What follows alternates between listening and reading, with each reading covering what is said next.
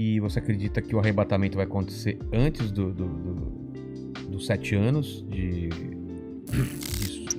seriam aquele período de 3 anos e meio, 3 anos e meio, né? Ou durante... Ou Tem depois alguns grupos que são pré-tribulacionistas, outros são A gente pós-tribulacionistas. já falou com o Rina né? aqui, ele falou que acredita que a igreja vai, se não me engano, vai ser antes da tribulação, né? Eu acredito que a igreja passará pela grande tribulação. Vivenciando? Vivenciando. Eu acredito que sim. É? Por várias razões. A primeira delas, você sabe que toda a doutrina de arrebatamento da igreja, dispensacionalismo... Arrebatamento, pro pessoal que não tá acostumado, como você explicaria? Tá, eu vou resumir o que é o arrebatamento. Tá. Vocês já ouviram falar, pessoal, aqui num filme chamado Deixados para Trás, de Tim LaHaye? Eu vi, mas... Left Behind, né? Talvez o pessoal... Ainda vão criar uma tecnologia que a gente fala assim, eu ouvi, a gente vai ouvir, né? Já ouvi aqui. O pessoal... Esse filme mostra mais ou menos essa ideia. A ideia do arrebatamento é que o anticristo será um líder mundial, carismático, e quando ele começar a dominar a Terra, um pouco antes dele exercer sua hegemonia, a igreja vai começar a desaparecer. Pessoas sumindo. O avião vai ficar desgovernado, vai cair. O mandíbula desapareceu lá. Samba, então vai ficar só a roupa lá e tudo e tal. Aqueles que estudam a profecia vão entender que ali foi a igreja que foi arrebatada. E quem ficar para trás é que não estava suficientemente espiritual para ser levantado. Aí vão começar 7 anos de sofrimento na terra em que o anticristo vai dominar. E ele vai perseguir aqueles que não estavam tão bem preparados. Muitos judeus nessa época vão se converter. E depois desses 7 anos é que Cristo vem com poder e grande glória com aqueles que foram arrebatados para estabelecer o reino dele de 1000 anos. O milênio. Mas a igreja mesmo não estará nessa tribulação de 7 anos, será tirada antes. Isso é o que diz a doutrina chamada doutrina do arrebatamento secreto ou dispensacionalismo. Eu, Rodrigo, particularmente, eu não sou adepto a essa visão de fim de mundo. Por quais razões? Vou tentar resumir aqui para não ser muito prolixo, que o nosso horário até já está bem avançado. E daqui a pouco eu tenho que pegar a estrada para ir... Caramba! Mas nós já vamos terminando aqui. Essa doutrina do dispensacionalismo, ela só passou a existir, sabe por quê? Houve um padre que ele, dominicano, Francisco Rivera. Esse padre Francisco Rivera, ele via que os protestantes entendiam que o anticristo era o domínio católico sobre a cristandade. Então esse padre, para tirar os olhos do papado, ele criou 2 coisas.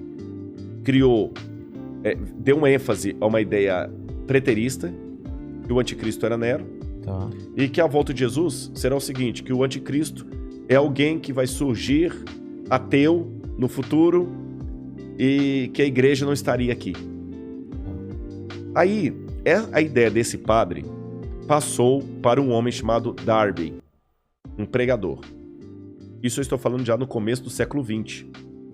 Darby começou a pregar aquilo, começou a empolgar, começou a dar mais ênfase, sistematizou tudo isso que eu estou falando.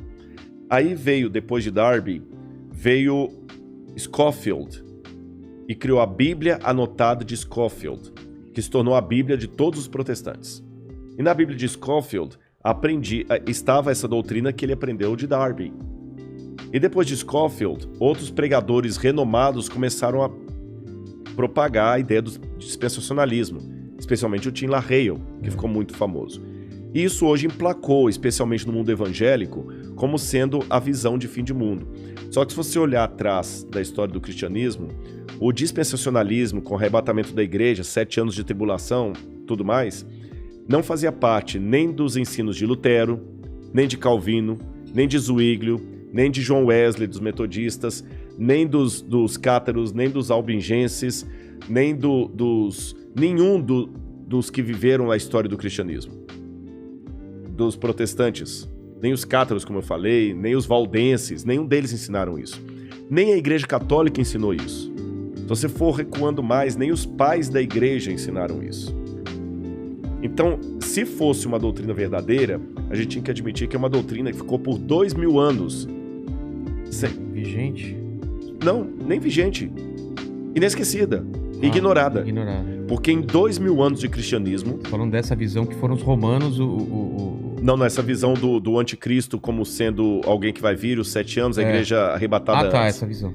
2000 anos, essa visão ficou completamente desconhecida do cristianismo. E veio à tona... Não tem nenhum autor cristão que fala dela.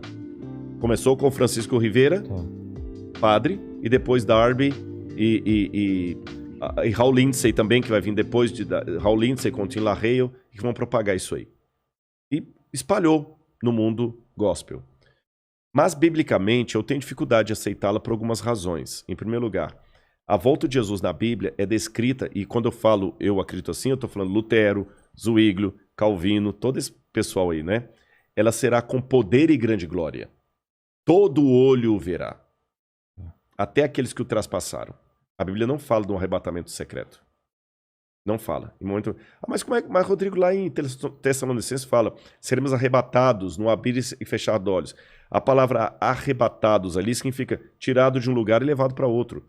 Não fala em arrebatamento secreto. Okay. Jesus fala, porque assim como o relâmpago que sai do Oriente e se mostra até no Ocidente, assim há de ser a vinda do Filho do Homem. Então não é uma coisa secreta. Com essas coisas em mente, outro detalhe, o Apocalipse fala que Deus guardará o povo dele na aprovação que há de vir. Algumas traduções falam da aprovação. Guardará em meio à aprovação. Tá certo? A Arca de Noé, que é tomada por modelo de muitos, até em Jesus também, que fala, assim como foi nos dias do dilúvio, será na vinda do Filho do Homem, a família de Noé que foi salva, ela foi protegida do dilúvio, mas não retirada do dilúvio. Foi ela protegida, mas passou pelo dilúvio. Passou. Então, com esses e outros elementos, que eu precisaria de mais tempo para decidir, mas eu entendi a visão. Eu acredito que Jesus vai voltar com poder e grande glória depois do período da grande tribulação. A grande tribulação antecipa a volta de Jesus, porque Mateus fala, logo em seguida, a tribulação daqueles dias, fala da Idade Média, o sol escurecerá, a lua dará sua claridade, etc, etc, etc, etc. E depois Daniel fala também que haveria um grande tempo de angústia, o qual nunca houve. Aí vem a vinda de Cristo. Tá certo? E nesse tempo de angústia, o qual nunca houve, o povo de Deus vai ser perseguido pelo anticristo e pelos que aderirem ao anticristo. Eu não sei se eu estarei vivo nessa época, mas se eu estiver, eu peço a Deus que eu fique firme ao lado de Deus e você também. Amém. E a volta de Cristo é aquela esperança que acalenta o nosso coração. Está perto. Eu não posso dizer quão perto, mas está próxima. Você diz nossa geração. Nossa geração. Caramba. A única coisa que eu digo, para não ficar marcando data, é só uma atenção, e essa aqui é para quem é crente. Às vezes Deus tem profeticamente o tempo de cumprir uma coisa, mas por causa da rebeldia do povo dele, a promessa se estende e atrasa. Vou dar um exemplo. Quando o povo de Israel saiu do Egito... Era para ficar 40 anos? Não era para ficar 40 anos. Ah, entendi. Então, se você tivesse conversando comigo na época que as pragas estivessem caindo no Egito e estivesse fazendo esse podcast...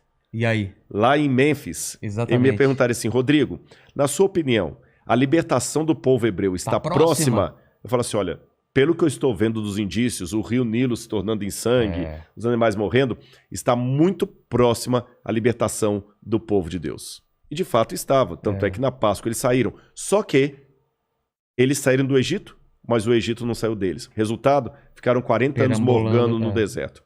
Então eu te dou a mesma resposta. Olhando o cenário mundial hoje, a nossa libertação está muito perto. Eu espero que nós não precisemos ficar 40 anos vagueando no deserto por causa da nossa falta de fé,